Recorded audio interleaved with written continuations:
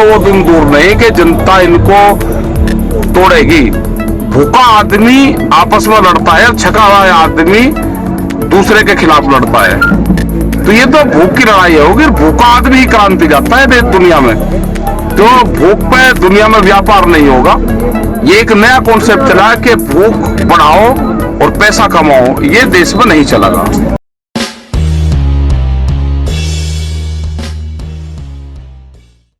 हाँ, तो जय जन क्रांति तो है भाई, किसी को दिक्कत कुछ नहीं हो। दुकानदार आएंगे कह लगे जी हमें भी बहुत समस्या हो रही, मकाबा तुम भी आ जाओ। कोई वे टेम्पो वाले आएंगे कह लगे जी डीजल बहुत महंगा होगा, सवारी का रेट बढ़ा नहीं सकते भाई, तुम भी आ जाओ। ये तो पूरी समस्या है। तो जन क्रांति है, आंदोलन थोड़ा होगा। ये किसान से शुरू होकर पूरा देश का सवाल ये बनेगा, मजदूरों का बनेगा। ये जो स्कूल वाले हैं हम उन्हें कह रहे हैं कि भाई उन्होंने स्कूलों की फीस माफ नहीं करी।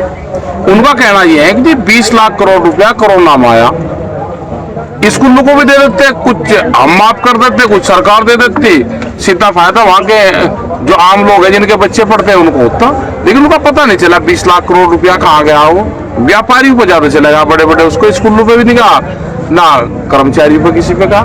अच्छा, आप जहाँ बैठे हैं ये NH-24 की सर्विस रोड है और ये आंदोलन के मायने इसलिए और बढ़ जाते हैं कि कुछ समय पहले देश के प्रधानमंत्री ने इस NH-24 का उद्घाटन करते हुए कहा था कि यहाँ से जो गाड़ियाँ फर्राटे बढ़ेंगी उनकी स्पीड कम से कम 80 से 100 किलोमीटर प्रति घंटा की होंगी। साथ प्रधानमंत्री जी ने भी ये नहीं सोचा होगा कि इस NH-24 पे किसानों के टेंट लगेंगे, यहाँ पे किसान बैठेंगे और इस तरह की तमाम चीजें होंगी। इसके बावजूद आज आप जो है सर्दी से शुरू होकर बारिश आप देख चुके हो, गर्मी आ चुकी है, लेकिन कोई भी किसान जो यहाँ पे है वो ये नहीं, एक सवाल उसके मन में जरूर है कि आंदोलन में सफलता कितनी मिलेगी, लेकिन कोई भी आदमी ये नहीं कहता कि आंदोलन समाप्त होना चाहिए। तो बहुत सारे मीडिया सवाल करती है। आज आप अपने पेज पे हैं, किसान जानना चाहते हैं कि किस तरह की तैयारी उनको करनी है। आंदोलन समाप्त की बात नहीं करते वो, अपनी तैयारी रखे भाई। या तो किसान खेत में रहे या अपने आंदोलन में रहे, दो ही जगह किसान को रहना पड़ेगा। अगर ये आंदोलन फेल होता है तो देश का किसान फेल होगा और उसकी जमीन नहीं बचनी, उसकी रोटी नहीं बचनी, सब बाजार की वस्तु बनेगी। आंदोलन पूर्ण रूप से किसान मजदूर जो गांव में लोग रहते हैं, जो भूख पे जो व्यापार करना चाहते हैं उसके खिलाफ आंदोलन ये है।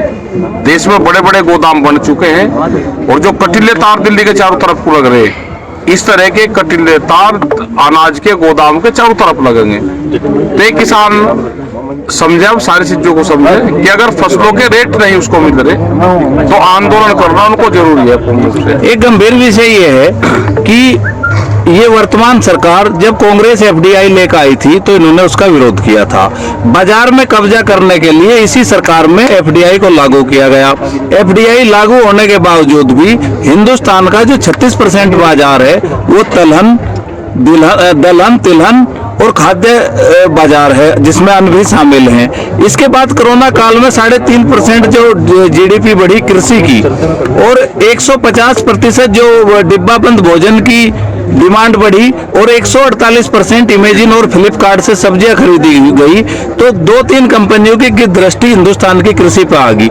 इसको आप बखूबी समझते थे। रात की रात बिल लाए गए। जैसे ही GDP का रेट आया उसके तुरंत बाद जो है जून में ऑर्डिनेंस ले आए।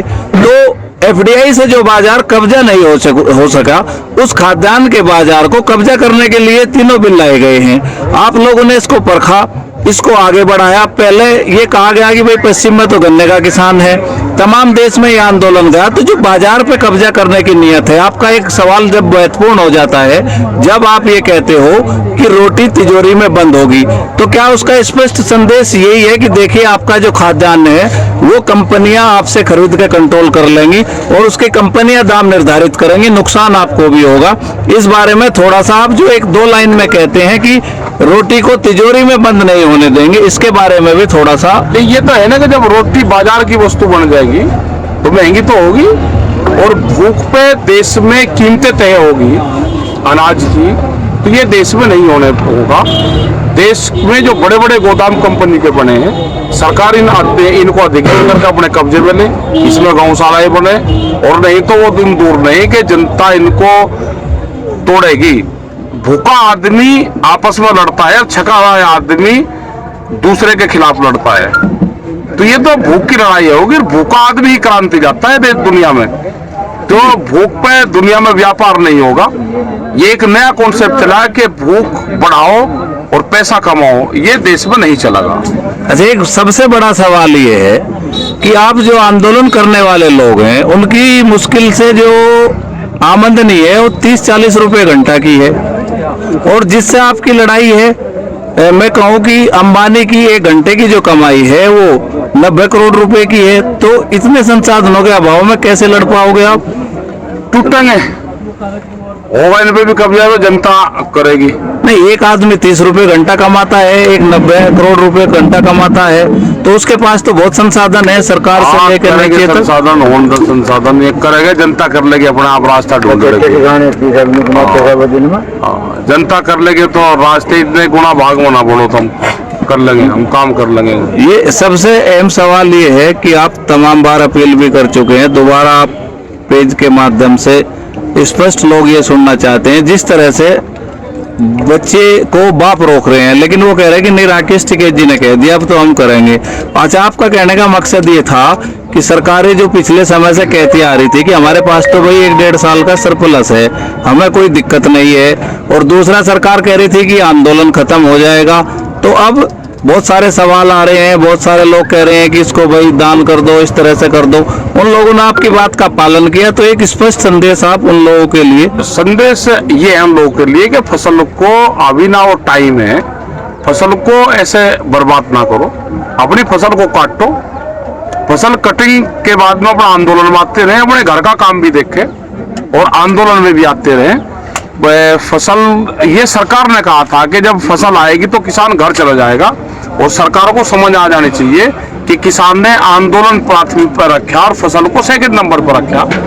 इस फसल पे आम लोगों का भी अधिकार है, ये उनको जाएगी, पशु का भी अधिकार है, जो भूसा है उसका भी नुकसान होता है, तो इसको ना बर्बाद करें। और किसानों को अब मैसेज जो था वो सरकार को दे दिया, आप आगे आंदोलन के लिए तैयार रहे, अपने ट्रैक्टर में डीजल भरवा कर तैयार रहे, अपने खेत पर नजर रखें और आंदोलन पर नजर रखें। 2021 का साल जो है ये आंदोलन का साल है, इसको आप घर पे छोड़ दें कि मैं चारपाई पर सोऊंगा, ये आंदोलन का साल है। आप जमीन पर सो, आंदोलन करो, दिल्ली पे निगाह रखो, कभी भी कॉल हो सकती है दिल्ली की तरफ चलने की, अपना हाल पत्ता तैयार रखें। एक आखिरी सवाल है कि देश में कृषि असंगठित क्षेत्र होने के कारण, एक दूसरे से संपर्क ना होने के कारण कभी कोई कृषि की हड़ताल नहीं हो पाई, लेकिन जिस तरह से पिछले पंचायतों में आपने कहा कि देश में कृषि की हड़ताल भी हो सकती है, और लोगों ने फॉलो करना शुरू किया, और सरकार ये पहले तो ये कह रही थी कि नहीं हमारे पास तो बहुत सरप्लस है,